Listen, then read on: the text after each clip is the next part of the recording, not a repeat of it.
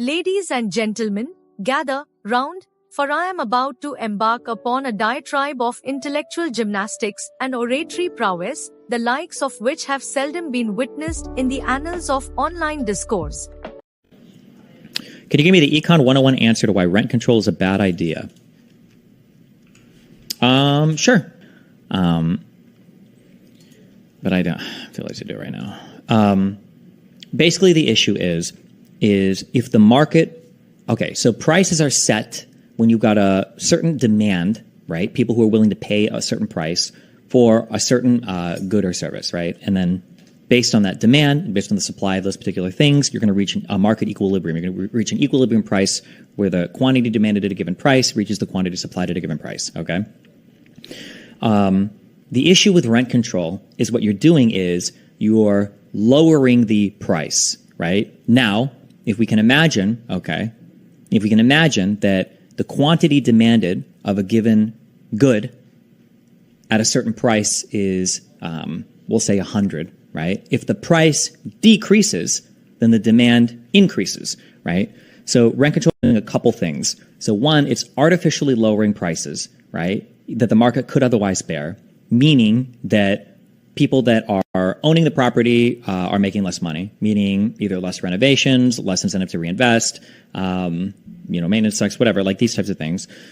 So there's damage there. The winner in a rent controlled situation is going to be the person that buys the property or is renting the property because they're benefiting from the rent control.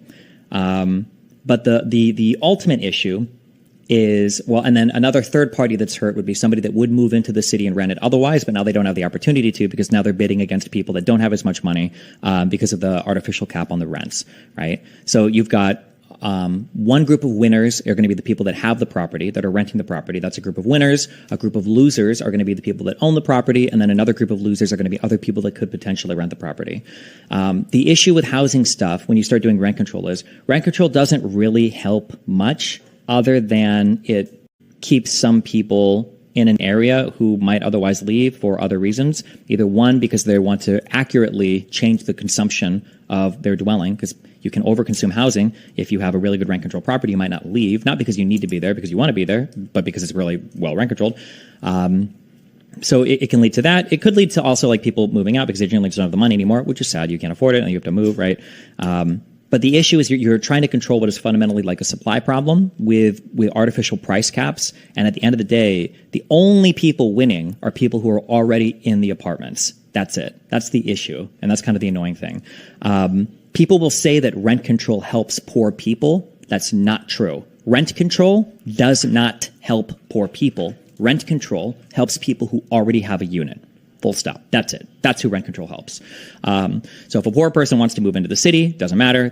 Because they can't there's no supply of housing. Wealthy people can't, a poor person in the city who wants to move into another unit might not be able to because it's rent control over there. The guy doesn't want to leave, right? Rent control only helps people that are stuck in a particular area. Yeah, that's the issue. Somebody said you need more public housing. It's the only solution. No. Housing, in my opinion, and I think most economists, would agree with this. I've never seen one that disagrees. Housing is solved for pretty well by free markets. If there's places to build homes, people will build. Developers love to develop. People love to rent. There's a whole market for it. There's a ton of capital in it. Housing is pretty easily solved for, I think, by markets. The issue is that you have to cap how many housing units can be built. And that's done on the zoning side of things. And it's also done on the physics side of things because there's only so much land to build on, right? But yeah. Wait, why can't a poor person move into the rent-controlled house? Is it just competition and waitlist and stuff? Because the person living in the house probably doesn't want to leave because it's rent-controlled. He's got a really good deal. I know people like this personally. Right now, I know people in Toronto and New York City. And then I've read articles about them as well, where if you get a really sick rent-controlled unit, you might even move in a friend there and illegally sublet and then go do some other shit. But you don't want to lose that unit because it's so, it's just such a prime rent-controlled unit that you never want to leave.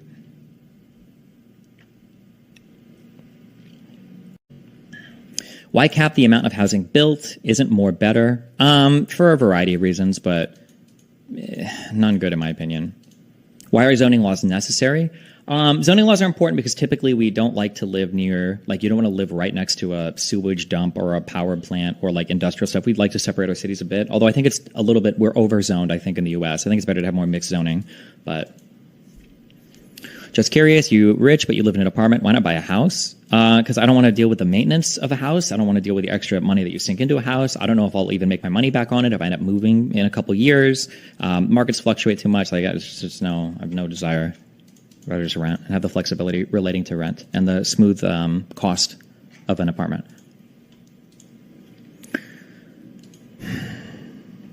Doesn't the argument fall flat because if everywhere is rent control, you are not missing out on leaving, no? I don't understand what that means. What are some things a city/town can invest in to increase the quality of life of its residents? I don't know, things like nice streets and roads are the same thing, sidewalks. I don't know, public investment in infrastructure so that places don't look run down and destroyed.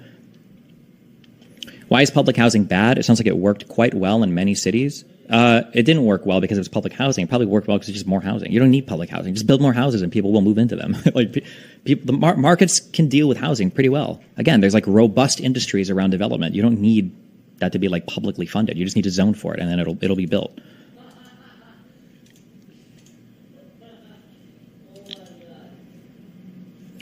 Zoomer question, wouldn't the market itself already be good enough? Organic zoning. If a place was next to a sewage and people would be willing to live there for a cheap enough price? No, because then you get into a weird like race to the bottom thing that's probably not good, I don't think.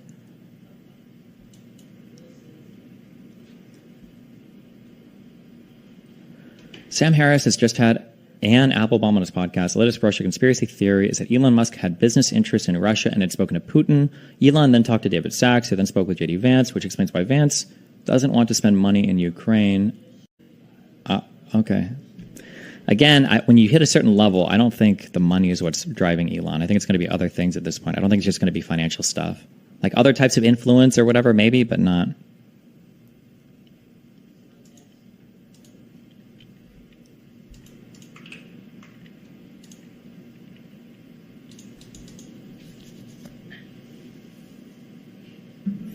How do you explain that rent control measures were created if the market was solving this before? Well, the market's not solving it because your supply is kind of like artificially limited because of zoning. But I'm saying that like if you zone for more houses, they'll be built and people will buy them and people will either rent them or mortgage them and own them. Like,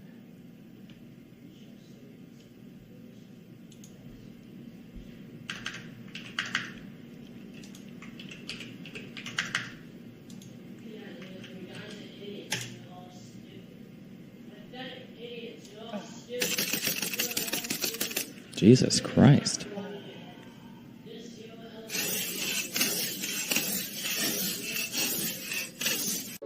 Today, we are dissecting the esoteric and labyrinthine musings of none other than the cerebral virtuoso, Destiny, as he plunges into the tempestuous seas of rent control and the ill-fated economic quagmires it often leaves in its wake.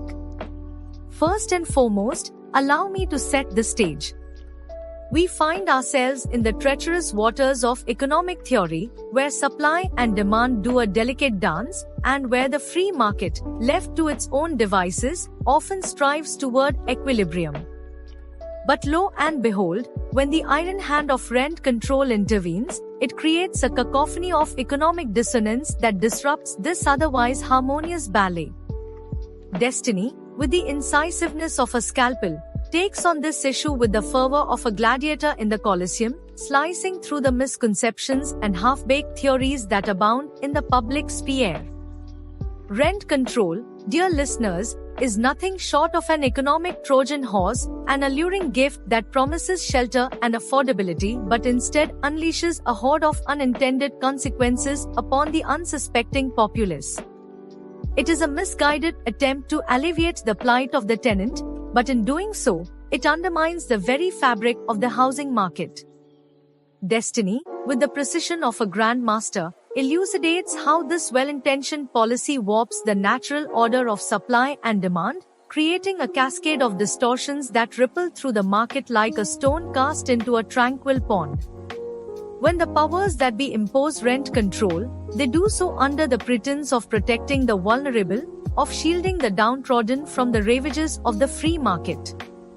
But in reality, what they accomplish is a grotesque perversion of economic incentives. The landlords, who are now shackled by the iron chains of price ceilings, are disincentivized from maintaining and improving their properties.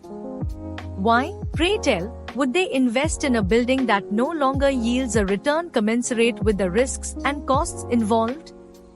But the maleficence does not end there, my friends. The specter of rent control casts a long shadow over the entire housing market.